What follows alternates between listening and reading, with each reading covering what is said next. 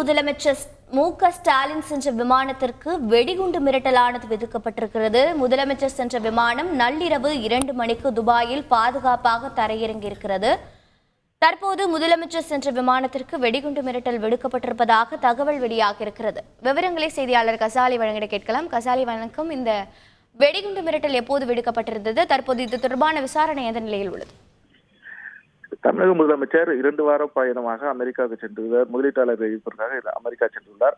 அவர் நேற்று துபாய் வழியாக சென்னையிலிருந்து அமெரிக்கா செல்லும் முன் அந்த விமானத்தில் வெடிகுண்டு இருப்பதாக விமான நிலைய ஆணையகத்திற்கு ஒரு இமெயில் வந்துள்ளது. இந்த இமெயில் ஆனது தொடர்ச்சியாக கடந்த சில மாதங்களாகவே தொடர்ச்சியாக வெடிகுண்டு மிரட்டல் வருவது அந்த இமெயில் புரளி என்பதாலும் அந்த மெயிலை வைத்து சோதனை செய்து ஏற்கனவே முதலமைச்சர் செல்வதால் விமானத்தில் 3 கட்டமாக விமான பாதுகாப்பு சோதனைகள் நடத்தப்பட்டதால் அதில் வெடிகுண்டு எதுவும் இல்லை என்பது அந்த விமானம் செல்ல அனுமதிக்கப்பட்டது.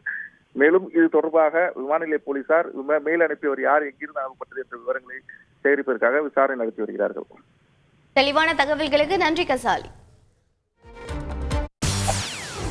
செய்திகளை உடனுக்குடன் தெரிந்து கொள்ள உடனே சப்ஸ்கிரைப் பண்ணுங்க.